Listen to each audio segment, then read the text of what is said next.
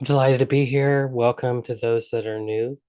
Uh, we will do some meditation, and then I was going to share some reflections on spiritual friendship, and then we'll have an opportunity for a little bit of discussion.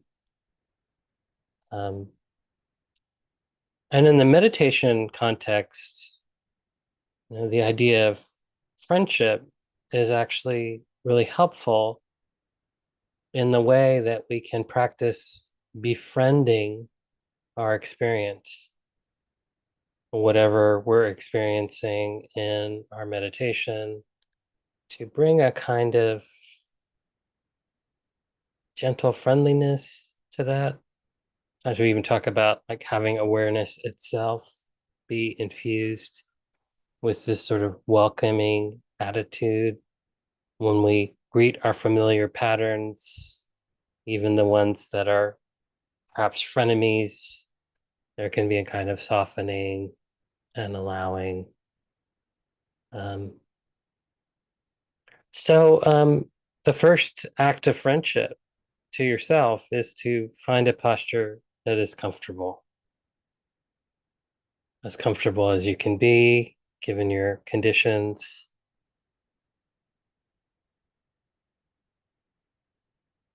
And then you can soften the gaze or close the eyes and bringing the attention inward, letting the awareness pervade the body. And for a moment, just checking in. How is it in this moment? What sensations are most prominent?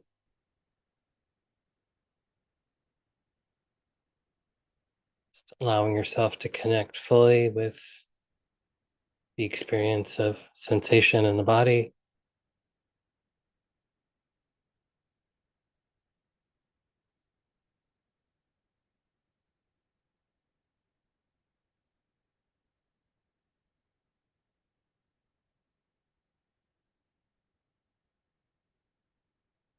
And then noticing what emotions are present. See if you can gently connect with the emotional energy in the body.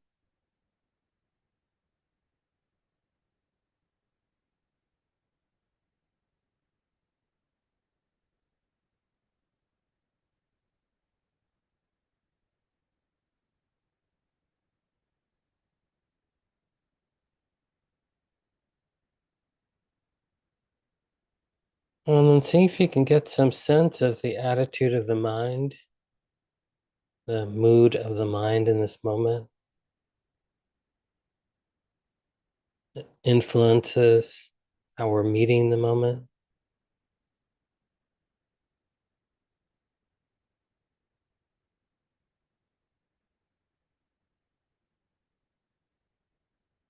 Another act of friendliness to this body is to invite the body to soften any part of the body where there's some holding or tension. On the exhale breath, just inviting a softening.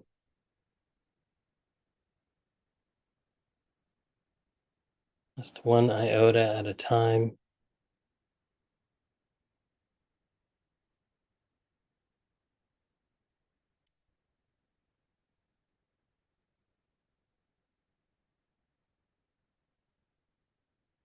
And then letting the awareness rest on the feeling of the breath moving in and out of the body.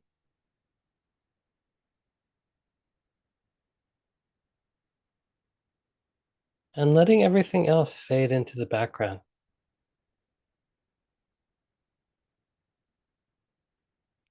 If you have a different anchor or hold base, connecting with that experience.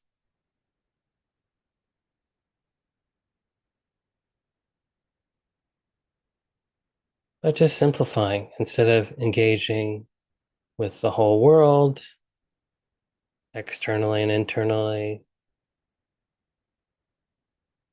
just preferencing this kind of simple engagement with the breathing body.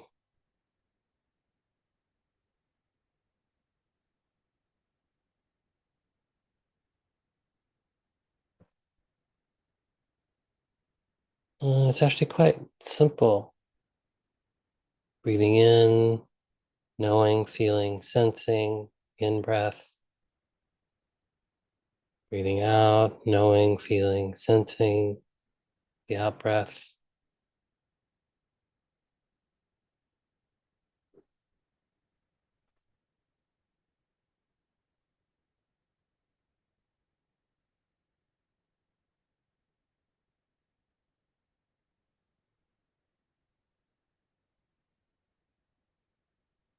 And letting go or holding lightly any agenda. Don't have to make anything happen. Just receiving the flow of sensation from this breathing body.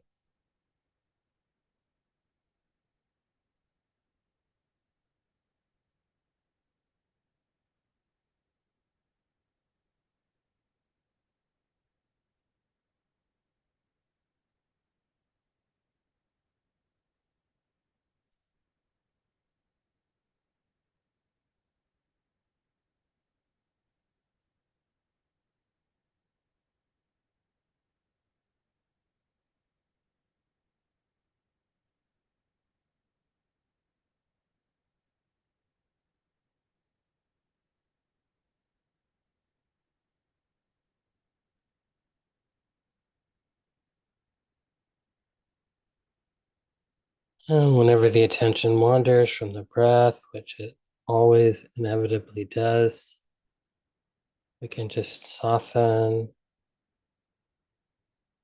and begin again. Resting the attention on the felt sense of the body breathing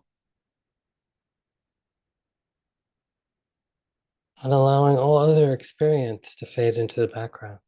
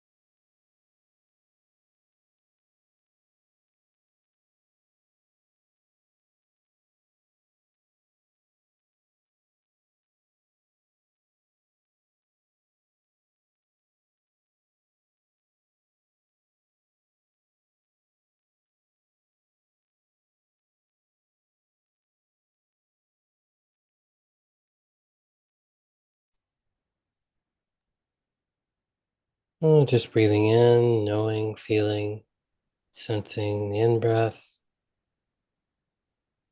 Breathing out, knowing, feeling, sensing the out breath.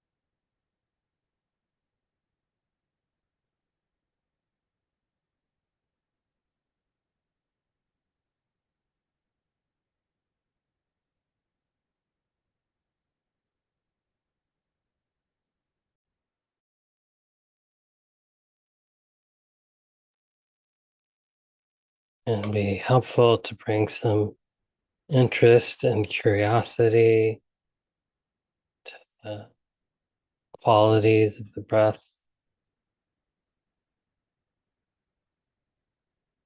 So, without any judgment, without trying to change anything, noticing if the breath is shallow or deep.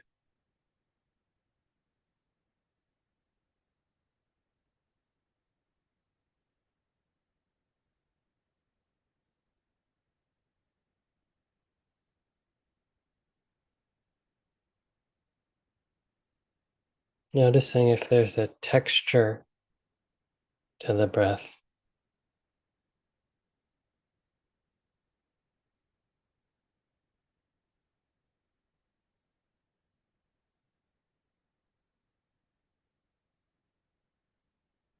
Noticing if the breath is rhythmic or more variable.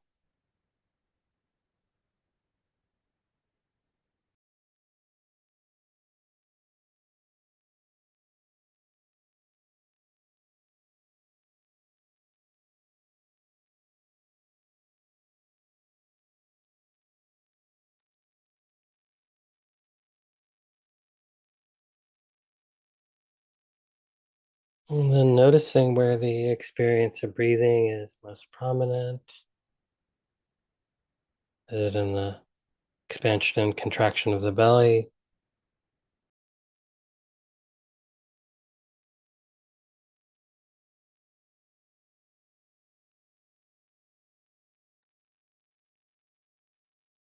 Or maybe the rise and fall of the chest?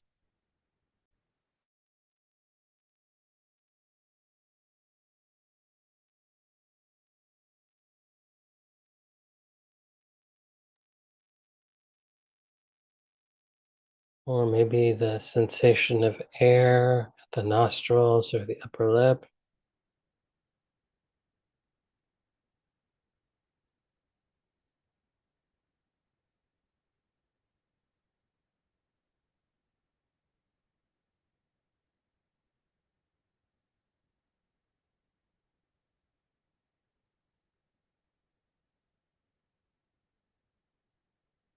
Or maybe the whole sense of the whole body breathing?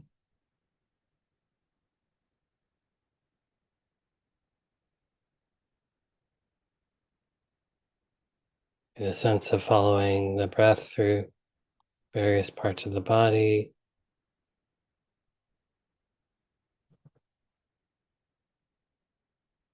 or even an energetic sense as if every cell in the body were breathing.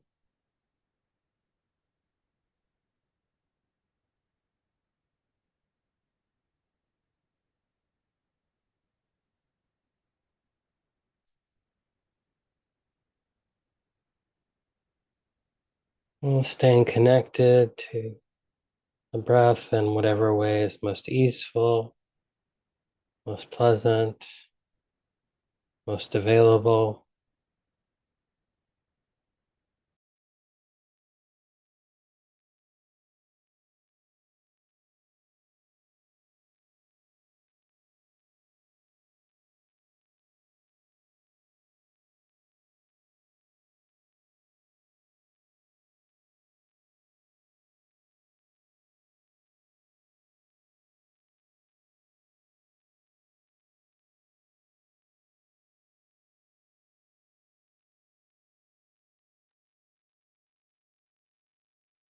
And if there's some experience, some sensation in the body, or some motion, some other energy that's resistant to being in the background,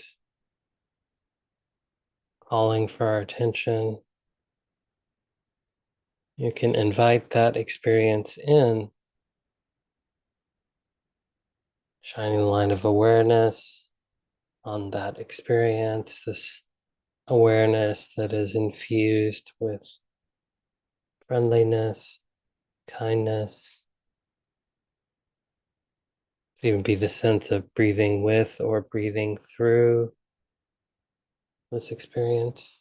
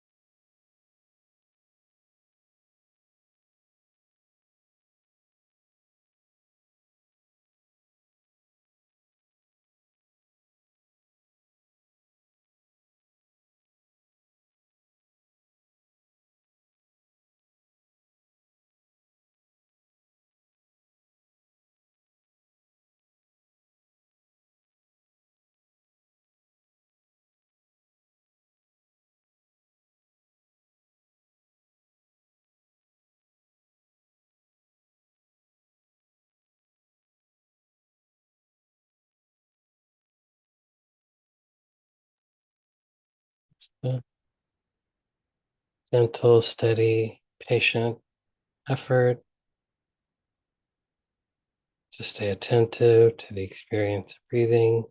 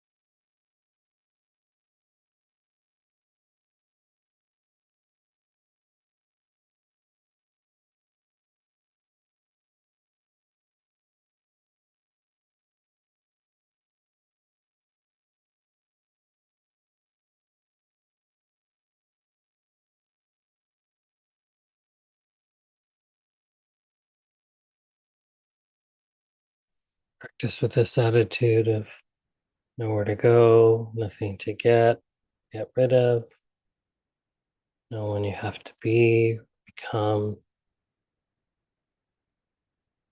Just to be alive is enough.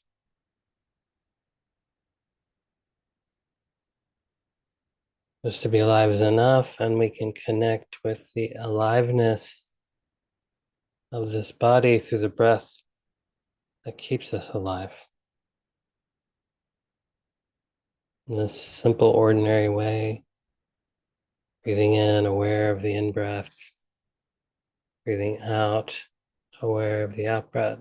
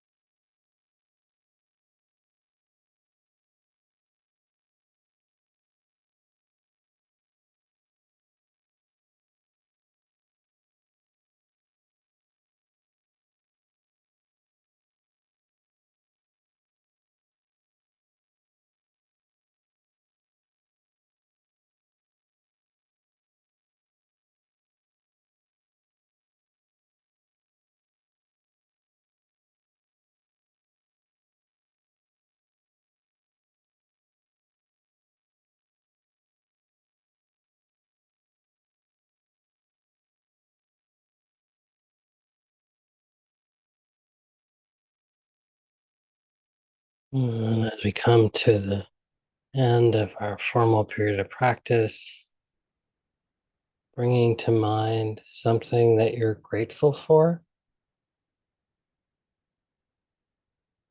If it's a person or another being, you can visualize them in the mind's eye and sense into the feeling of being in their company. If it's a situation, imagining this situation as best you're able.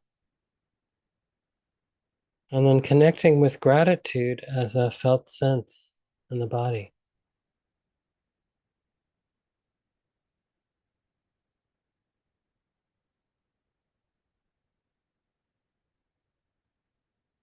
Noticing where gratitude resides in the body.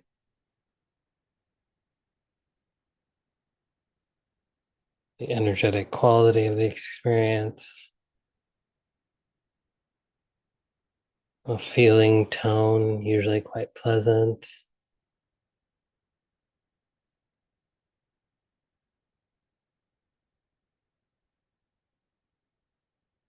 Does the feeling of gratitude in the body have a shape? Is it bounded in some way?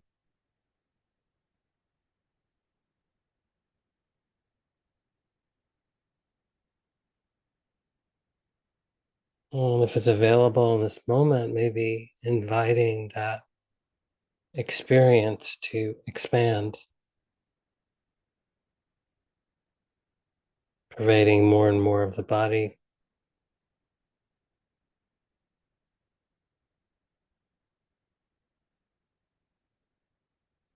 And then savoring the goodness of a moment of gratitude.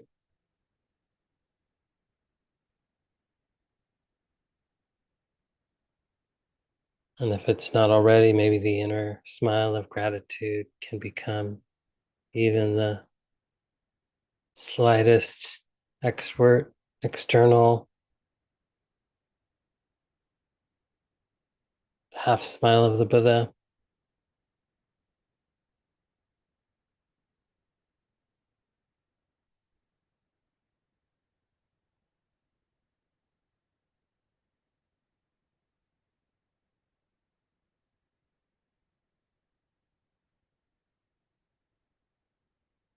In a moment, I'll ring a bell to indicate the transition, but seeing if you can maintain this same quality of attentiveness through the transition.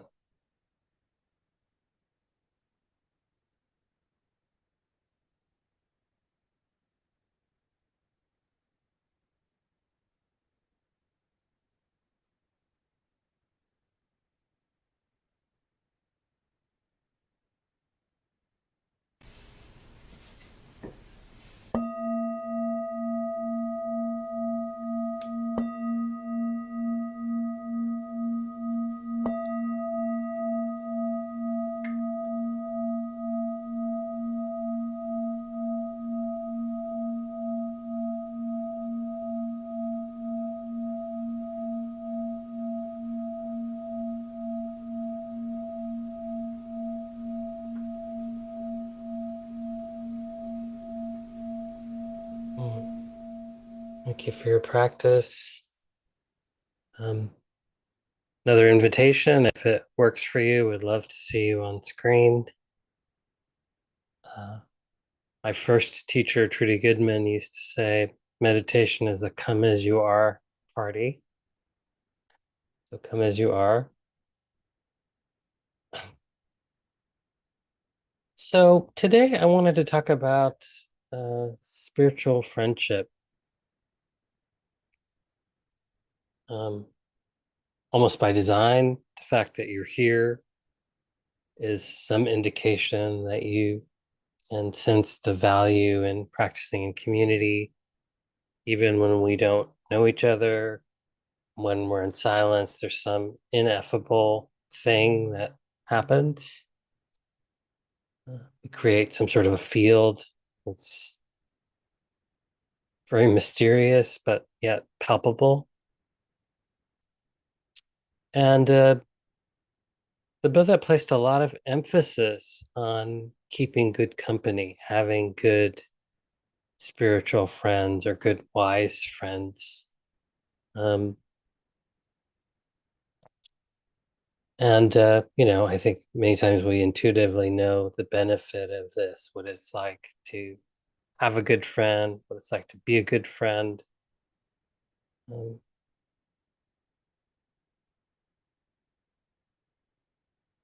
Buddha talked about 7 qualities of a true friend. I just share a little graphic.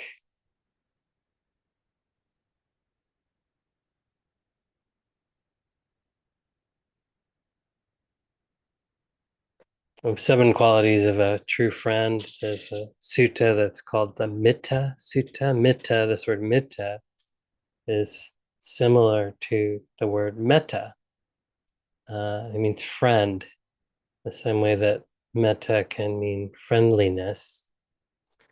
So, 7 qualities, 7 essential qualities in a true friend. So, they give what is hard to give, they do what is hard to do, they endure your painful or ill spoken words. They reveal their secrets to you and protect your confidences. They stay with you in misfortune and do not look down on you in your low state. This is like translation from Pali. And each of these attributes or qualities of a good friend can be traced to qualities of heart, qualities of being, sort of spiritual virtues that we can cultivate in our meditation practice. So, gives what is hard to give. Um, this is the spiritual quality of dana. It's translated as generosity. It also means giving. And I love this image. This whole slideshow was AI generated, and it's kind of scary that it came up with this image, which is monks going on alms runs, which still happens throughout Buddhist communities, and someone making an offering. And usually, the people that are making these offerings are people of modest means. Um, in Thailand, often, my friends who were in a monastery there, and they've gone alms rounds, and it was people that just barely were scraping together enough through subsistence farming. Um, and yet they offer these gifts with a great generosity of spirit to support the community. Um, and here a person is giving resources, but when we share our attention, our time, our care, uh, this is a beautiful way of practicing generosity. It does what is hard to do. So this is the cultivation of the qualities of integrity, virtue, sila, or courage, virya. So your good friends stand up for you, even when it costs them. They support you in times of difficulty.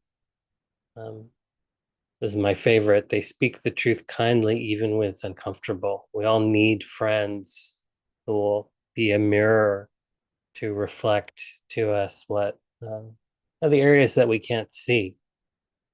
Uh, Even if it's just the friend who tells you that you have spinach in your teeth. Uh, and they do this without expecting anything in return or needing to be praised. It's just what you do as a good friend. Endures ill spoken words. This is the spiritual quality of khanti or patience. Um, it's great when we have these kinds of friends who will um, stick by our sides through the ups and downs of life, when we're moody or we say unskillful things. Um, the willingness to stay in relationship even when there's tension. This is when one of the most profound things for me to see how that willingness transforms into even greater intimacy and closeness. You think about friends that you've been in conflict with or gone through something difficult together. When you make it through, the friendship is even stronger.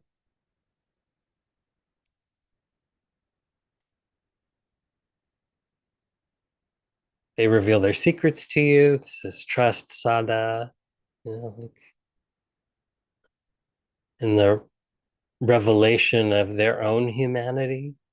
We get inspiration and reassurance and ever building intimacy when we can be, can just be ourselves. There's nothing to hide. They keep your secrets. This is loyalty, mada. This is also, I like that. This is a translation from the sutta. They hold your confidence as like a vessel that doesn't leak. Um, and understand when silence is more compassionate than speech. Like how I so appreciate the presence of friends where there's enough comfort that we can just be together in silence and this feel the support in that. They don't abandon you in misfortune. This is compassion. They stay with you with care through, again, the ups and downs of life. Um, they don't ghost you when your shine fades. This was a AI translation of something from the teaching that, they don't stay with you just when you're popular. They It's not about your status. It's more about who you are as a person. And then lastly, they don't look down at you in distress. This is equanimity and respect. That they treat you with the same respect, whether you're up and down. They don't try to fix you, condescend in any way. Um, they see your dignity even in times of difficulty. This has been very helpful for me because sometimes it's hard for us to see our own dignity and self worth in times of difficulty. So, 7 qualities of a good friend. Uh, let's kind of recap. Just recap. They give what is hard to give. They do what is hard to do. They endure painful or ill-spoken words. Share their confidences. Protect your confidences. Stay with you through thick and thin, and never look down or condescend when you're in difficulty. So much more that one could say about that. Uh, I used a slideshow a few weeks ago and I had an hour to talk about this, and we used that hour. But since our time is limited here, I thought I'll just stop there and just offer a way, which is, yeah, in fact, I can just share these slides right now. It should be very easy and save further work down the road. Um, but the reflection I wanted to offer is, you know, do you have a friend that has some of these qualities, and what are the qualities that you appreciate in particular? Or are you one of these friends with a good quality, and what quality or qualities do you bring to your friendships out of your care for them? Or anything else you'd like to say about friendship?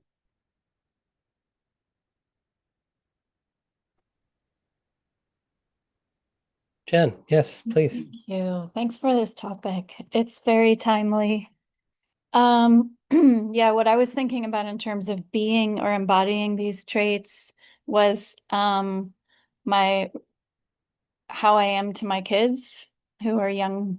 I guess they're young adults now. And, that's a little more of a complicated thing, really. Because a lot of these uh, sort of need to be consistent and unconditional in the best of circumstances. But that's not the role of a friend necessarily. Yeah. But I appreciate the question. Are you that friend to people? I can think of a person I spoke with yesterday about some complicated family stuff who said something really difficult to me. Mm. And that's more and more kind of risky these days. And Yeah. they said, yeah, I feel like you're being disrespectful in this situation. Mm. And I was like, wow, that's true. That's not something I would have been able to see Mm. without their integrity um, and their willingness to take that risk of just being really frank with me. So Yeah. I do appreciate the candor um, because a lot of times there's like a veneer on social engagements with people where we're kind of trying to, how are you? I'm good. How are you? I'm good. We're all good. Everything's grand, and it's like that's so at this level, right? And Yeah. what I need sometimes is really to get down in the mud and like be real. So thanks for this topic. Yeah. Yeah. Thank you for that reflection. It's nice that you went, oh, that's true, because that's not always the way it goes. And it's something about like the I quality of didn't say that relationship. immediately, but yeah, like I got to that place eventually, like this morning. It was like, oh Yeah. yeah, yeah. Yeah. Yeah. Lauren, Am I muted? yeah, we can hear you now. Um, I had a quick question in that I'd say a lot of my close friends, all of these traits feel pretty intuitive and flowy and um, don't have to work too hard at it. I do have Yeah. some people in my life that I do hold some grudges towards, or I don't necessarily feel the trust to, I'm happy to listen, but I don't intuitively feel like I want to necessarily share my vulnerabilities with them. Yeah. So the work there mine then to inhabit these traits, or is that perhaps an indication to me that since these traits aren't there, that maybe that's not necessarily a spiritual friendship? Yeah. Yeah. I would say yes to both of those things. Mhm. Sometimes we have to choose our friends wisely, and some if people don't have these qualities to reciprocate because they haven't cultivated them, or for whatever reason, then what I think one is rightfully wary about, Mhm. like sharing confidences. I mean, I think most of us have probably been burned by sharing something in confidence and only to have it be blabbed about. Um,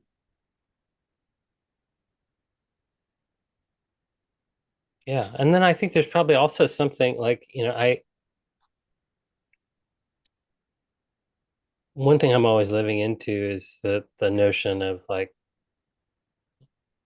seminal teaching of the Buddha, there is suffering and suffering is to be known.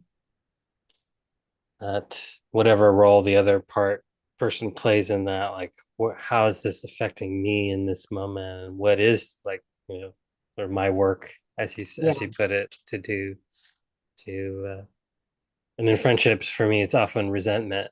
Like I have some resentment about someone, and then and maybe that resentment is a sign that the friendship, don't need to be in a certain kind of friendship with that person. But then what is it to let go of that resentment? So I'm not just carrying that around, Mhm. um, drinking the poison, as they say, and I'm thinking it might affect the other person. Yeah. Thanks, Lauren. Victoria. Yeah, thank you so much for this talk. It was really, really apt today for me too.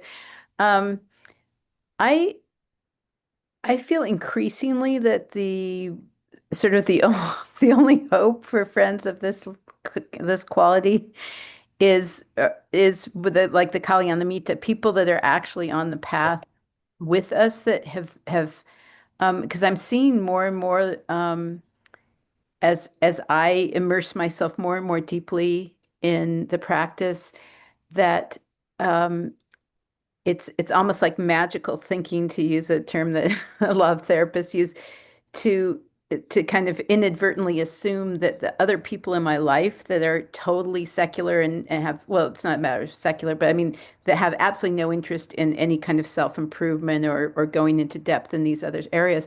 Yeah. Um, it's I I find myself making assumptions that like we're all in this together. We're all going to be holding up these same values, and then I realized that simply isn't true. There are a lot of people that are otherwise close to me that are very kind of, survival of the fittest oriented.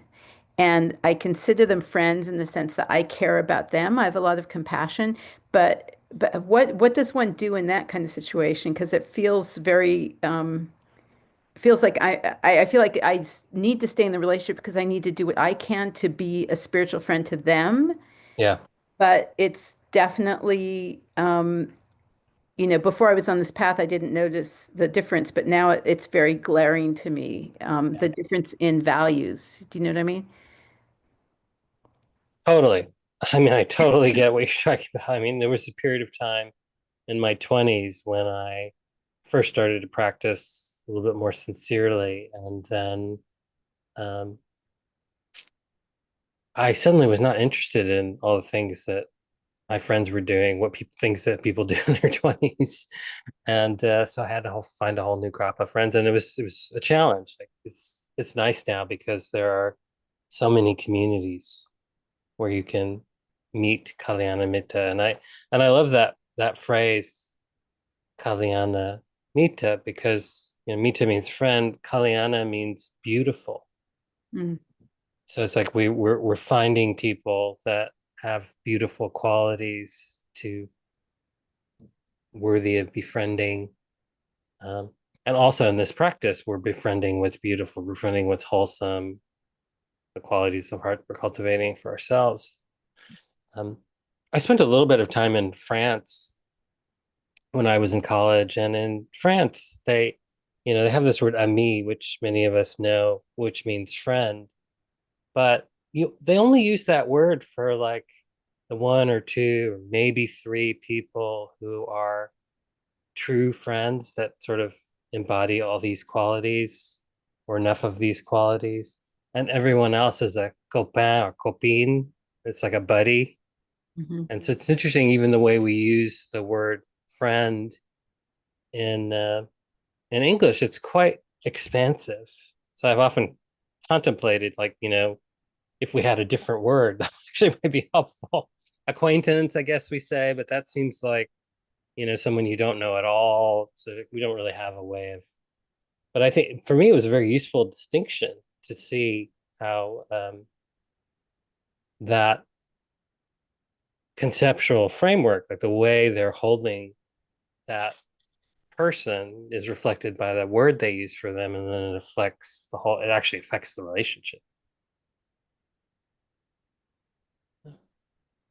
Yeah, that's a really interesting observation because it's also in the European languages, they differentiate between the, like in French, the tu and the vous, that Yeah, they're already like tweaking these relationships in a more subtle way than we do in English. yeah, Yeah, or words like love. I mean, yeah, anyway, I don't want to get into a whole philosophy. I see the time is coming to an end, but thank you. Thank you for your wisdom. yeah. It was so lovely to be with you. It's so nice to spend time in this way, and I feel like this time we spend in meditation, this time we spend in conversation is just so um, has such positive karmic benefits. I mean, certainly we can feel that ourselves. we keep coming back to these spaces, but um, I want to seed the aspiration that these karmic benefits will ripple out into the world, and they do, in the way that each of us shows up in the world a little differently when we have a cultivation practice. And so may all beings be happy, peaceful, and live at ease.